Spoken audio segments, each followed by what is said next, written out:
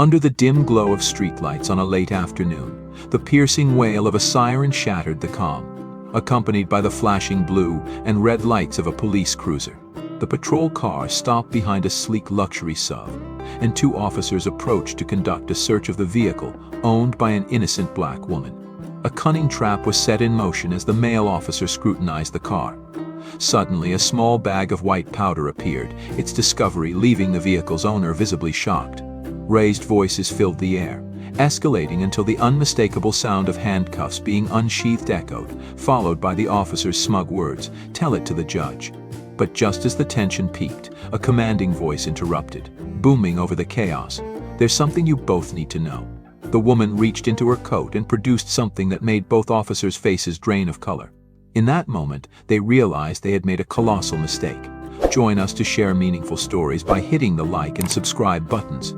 Don't forget to turn on the notification bell to start your day with profound lessons and heartfelt empathy. The city streets shimmered under the glow of fading twilight, the hum of traffic blending with the faint sounds of distant sirens. Officer Sarah Miller sat tensely in the passenger seat of the police cruiser, her hands clasped tightly in her lap. Beside her, Officer Jack Wilson gripped the wheel, his knuckles white with frustration as he ranted about the recent changes in the department. His voice, tinged with venom, sliced through the uneasy silence. "First, they make one of them captain," Jack sneered, his eyes fixed ahead. "Next, they'll have us taking orders from."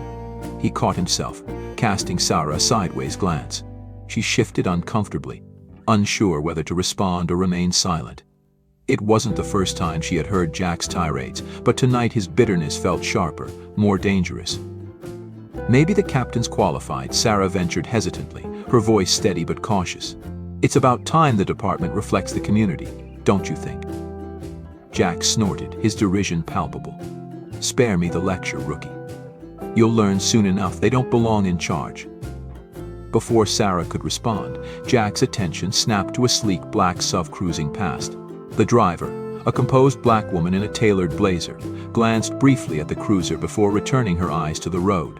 She was perfectly within the speed limit, her turn signal on as she switched lanes. Jack's lips curled into a sneer. "Look at that, driving around like she owns the place. Probably doesn't even belong in this neighborhood." Sarah's stomach knotted. "She hasn't done anything wrong," she said quickly, her voice edged with unease. Jack's grin turned predatory as he flipped on the cruiser's lights. "We'll see about that." The SUV pulled over smoothly, the driver's movements deliberate and composed. Sarah's chest tightened as Jack exited the cruiser with an air of smug authority. She followed reluctantly, her boots crunching on the pavement, her instincts screaming that this wasn't right. The window of the SUV lowered, revealing the driver's poised face.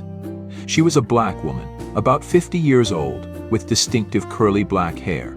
Wearing an elegant suit, her face exuded seriousness and professionalism. Her gaze was steady but wary, her hands resting visibly on the steering wheel.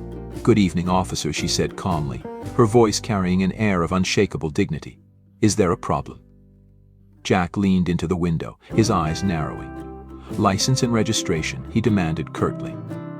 The woman's fingers trembled slightly as she reached for her documents.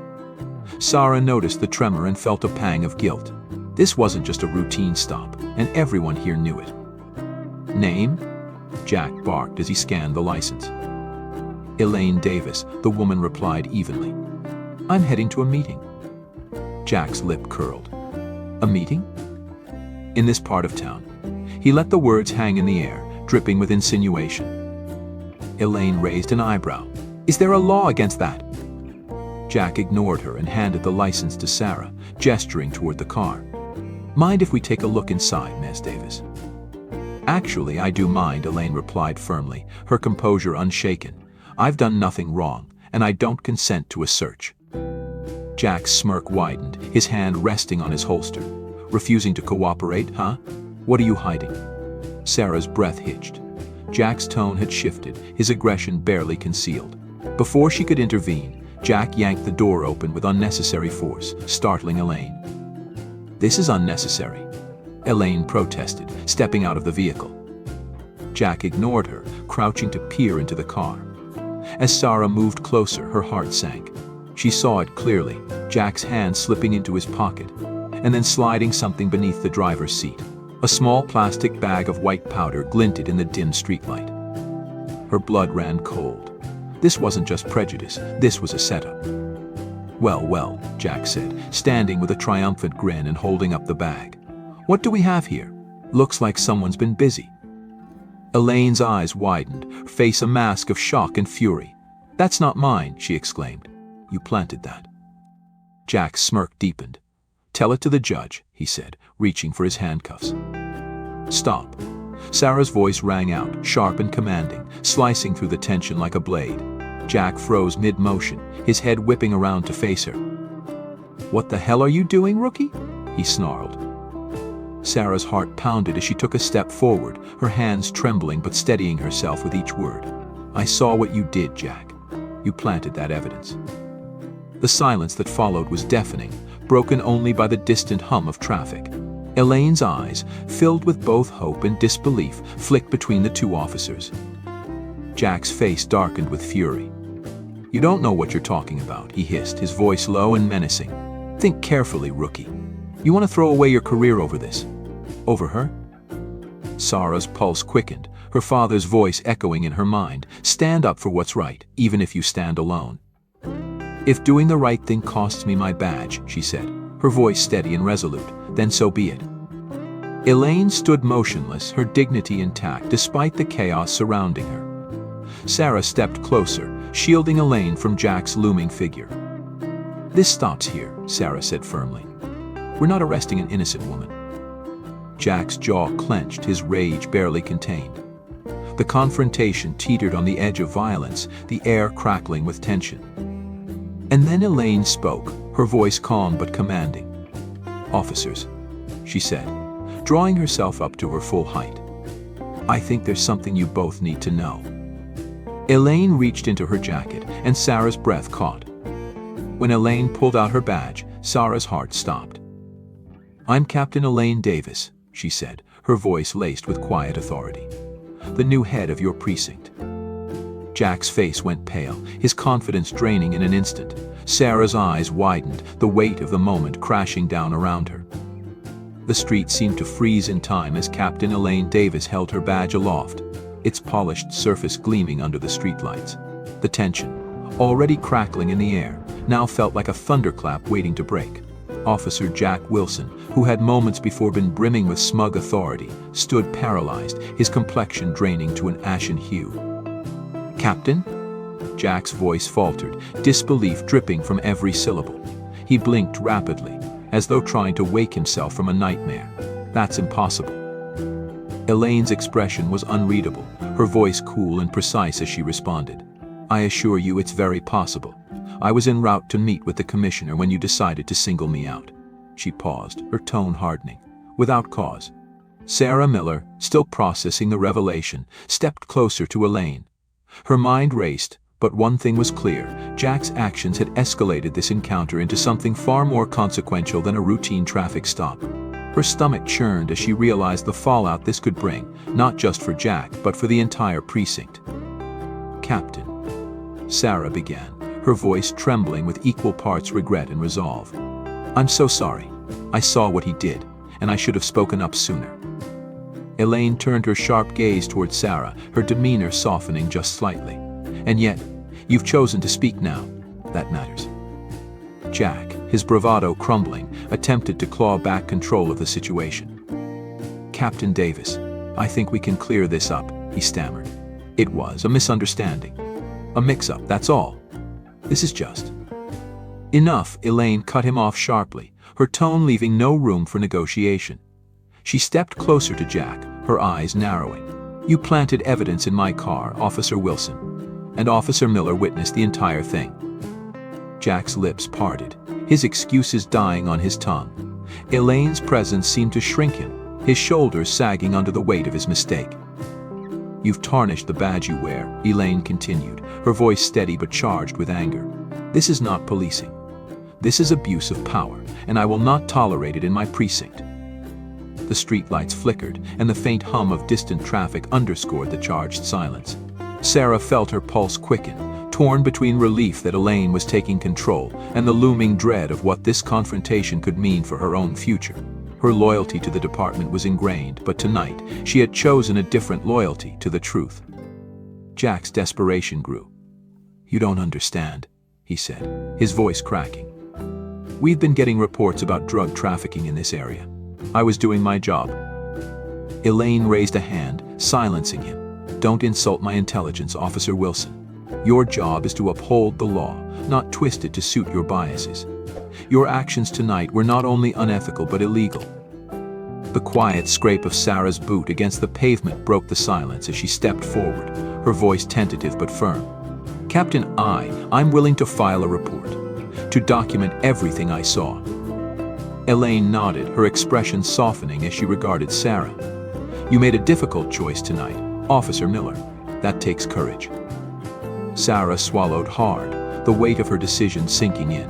She knew the consequences of standing against Jack could be severe, but she also knew it was the only way to honor the values she had sworn to uphold. Elaine turned her attention back to Jack, her voice cold and unyielding. "You're relieved of duty, effective immediately. Hand over your badge and weapon." Jack froze, his face a mask of disbelief. "You can't do this," he muttered, his voice barely audible. "I've given 20 years to this force." Elaine's eyes blazed. "And in those 20 years, how many lives have you ruined with your prejudice and misconduct? How many people have suffered because of officers like you? This isn't just about me, Officer Wilson. This is about every person you failed to serve with dignity." As if on cue, the distant sound of sirens began to grow louder, signaling the arrival of backup. The flashing red and blue lights painted the street in shifting hues, illuminating the small crowd of onlookers that had begun to gather. Phones were out, recording every word, every movement. The weight of public scrutiny bore down on the scene. Jack, realizing the finality of his situation, reluctantly unclipped his badge and holster, his hands trembling as he handed them to Elaine. The act seemed to drain the last vestiges of his defiance, leaving him hollow and defeated. Elaine took the items without a word, her expression a mask of controlled fury. She turned to Sarah. "Escort him back to the station. I'll be filing my report directly with Internal Affairs." Sarah hesitated, glancing at Jack, who now looked utterly broken. "Yes, Captain," she said finally, stepping forward to guide him to the cruiser.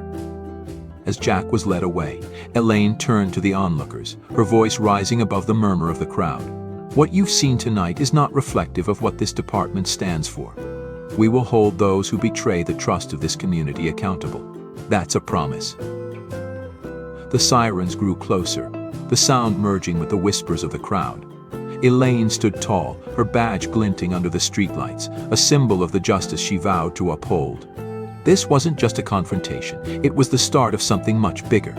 The sirens grew louder until 2 patrol cars arrived on the scene, followed by an unmarked black sedan. Officers stepped out cautiously, their expressions a mix of confusion and concern. Word had already spread across the precinct that something significant was happening on Maple Street, but none of them had expected to find Captain Elaine Davis standing in the middle of the chaos. Elaine turned to the approaching officers, her presence commanding despite the lingering tension in the air. "Secure the scene," she ordered firmly. "Officer Miller is transporting Officer Wilson back to the station. I'll be filing charges against him personally." The officers exchanged uneasy glances before nodding and moving to their tasks. This wasn't a standard situation, and the weight of Elaine's authority pressed on everyone present. Jack Wilson's defeated figure was now seated in the back of a cruiser, his face turned away from the crowd as if to shield himself from their judgment. Elaine exhaled deeply, the adrenaline of the confrontation still coursing through her. She knew the next steps would be even more challenging. The incident wasn't just about Jack's misconduct, it would ripple through the department, forcing them all to confront uncomfortable truths about systemic biases and abuses of power. By the time Elaine arrived at the precinct, the atmosphere was electric. Officers were gathered in small clusters, their hushed conversations halting the moment Elaine walked through the doors. The tension was palpable, no one knew what to expect. Elaine strode into the briefing room, her steps deliberate and measured. She could feel the weight of every gaze, the unspoken questions hanging in the air. What had happened? What would happen next? Officer Sarah Miller followed close behind, her face pale but resolute. She carried the paperwork documenting Jack's misconduct, her hands trembling slightly. Elaine paused at the head of the room, allowing the silence to settle before she spoke. "Today," she began, her voice cutting through the tension like a blade, "our department failed to uphold its commitment to protect and serve. An innocent citizen was subjected to racial profiling, harassment, and a deliberate act of evidence tampering by one of our own." The room remained silent, but the expressions of those gathered ranged from shock to quiet acknowledgement. Everyone knew Jack Wilson's reputation, but hearing it stated so plainly by their captain was a stark wake-up call. Elaine continued, her tone resolute. "This is not who we are, or at least it's not who we should be. Our community expects better. They deserve better. And it starts with holding ourselves accountable." She turned to Sarah. Officer Miller witnessed the misconduct firsthand and has chosen to step forward to report what she saw. This act of courage represents the values we should all strive to uphold. Sarah's cheeks flushed as the room's attention shifted to her, but she held her head high. Her actions had placed her in a precarious position among her peers, but the weight of Elaine's praise gave her strength. Elaine's gaze swept across the room, her voice rising. "I've already reported this incident to Internal Affairs, and a full investigation is underway. Officer Wilson has been suspended and will face disciplinary action, including potential criminal charges." A murmur rippled through the room, the gravity of Elaine's words sinking in. This was more than a reprimand, it was a reckoning. The following days were a whirlwind. News of the incident spread quickly, both within the department and throughout the community. Local media caught wind of the story, and the public's reaction was swift and intense. Protests erupted outside the station, demanding transparency and reform. Elaine met with city officials and community leaders, addressing their concerns and pledging to root out the systemic issues that had allowed officers like Jack Wilson to operate unchecked. The conversations were difficult, often heated, but Elaine refused to back down. Meanwhile, Sarah faced her own challenges. Some of her colleagues viewed her as a traitor for speaking out, while others quietly expressed their support. She found herself walking a lonely path, but Elaine's guidance and encouragement kept her grounded. "I won't lie to you," Elaine told Sarah during one of their late-night conversations in the captain's office. "This will be hard. You'll face pushback, and it won't always be fair. But doing the right thing rarely is." Sarah nodded, her resolve solidifying. "I understand, Captain. I couldn't stand by and let it happen." Elaine smiled faintly. "And because of that, you've already made a difference." The day of Jack Wilson's disciplinary hearing arrived, and the precinct was abuzz with anticipation. Elaine stood at the front of the room, presenting the evidence of his misconduct with precision and clarity. Sarah's testimony was a pivotal moment, her voice steady as she recounted the events of that fateful night. Jack sat silently throughout the proceedings, his once confident demeanor replaced by a hollow resignation. When the decision came, termination and criminal charges, he barely reacted, as though the weight of his actions had already crushed him. As the room emptied, Elaine stood alone for a moment, staring at the empty chair where Jack had sat. This wasn't a victory, she realized. It was a necessary step, but there was still so much work to do. In the weeks that followed, Elaine spearheaded a series of reforms within the department. Mandatory bias training, stricter oversight, and an anonymous reporting system were just the beginning. She also worked closely with community leaders to rebuild trust, holding town hall meetings to hear directly from the people her officers served. Sarah became a symbol of integrity within the precinct, her bravery inspiring others to step forward and challenge the status quo. Though the path was difficult, she found purpose in her role, determined to be the kind of officer her community could rely on. Elaine, too, found renewed resolve. The road ahead was long, and the fight for justice was far from over, but she was ready to face it head-on. Together, she and her team were determined to create a department that truly lived up to its promise to protect and serve everyone, equally and without prejudice. The Zenith City Police Department would never be the same, and that was the point. The reforms Elaine Davis implemented began to take root, but the transformation of the Zenith City Police Department was far from smooth. Resistance, both subtle and overt, emerged from within the ranks. Some officers felt betrayed, others claimed the changes were unnecessary, and a few outright resigned in protest. Elaine expected this. Real change was always met with opposition. What she hadn't anticipated was how quickly the broader community would rally behind her efforts. Protests that had once demanded accountability outside the precinct shifted to organized town halls and community forums, spearheaded by Elaine and her leadership team.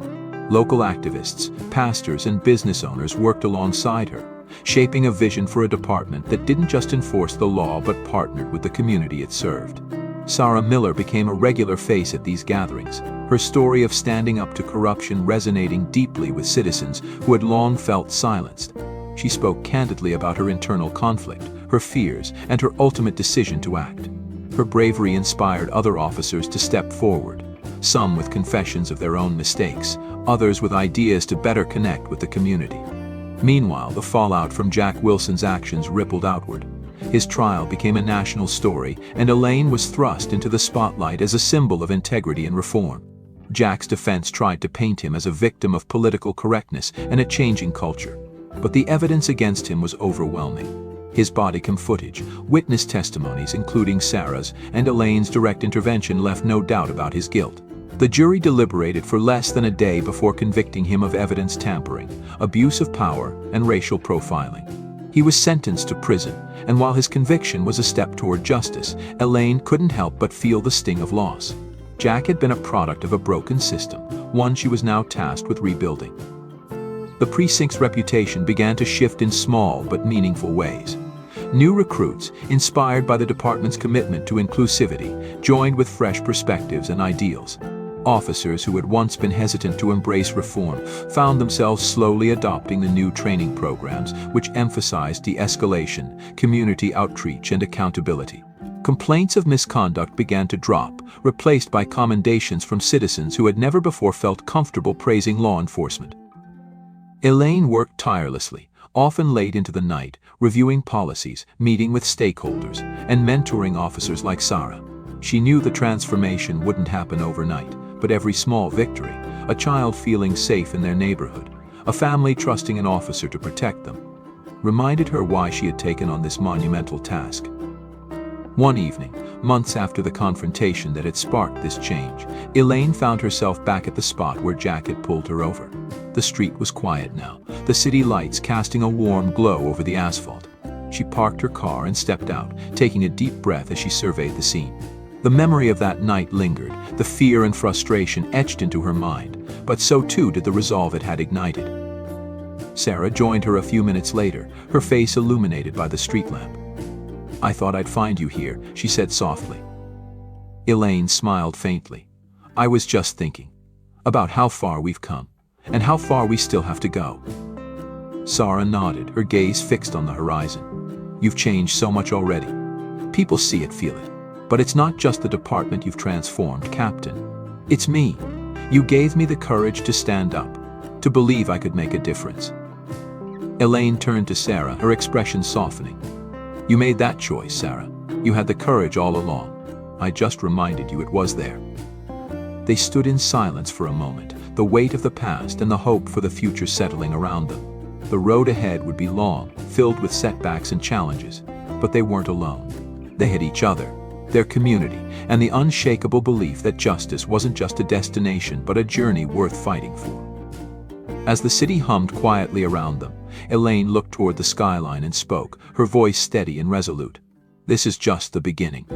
Together we'll make sure this city becomes the place it was always meant to be, a place where justice isn't just a promise but a reality." Sarah nodded, the fire of determination burning in her eyes. "Let's get to work." And now join the movement for justice. Subscribe, share your thoughts in the comments, and make these stories a part of your daily life. Together we can create change.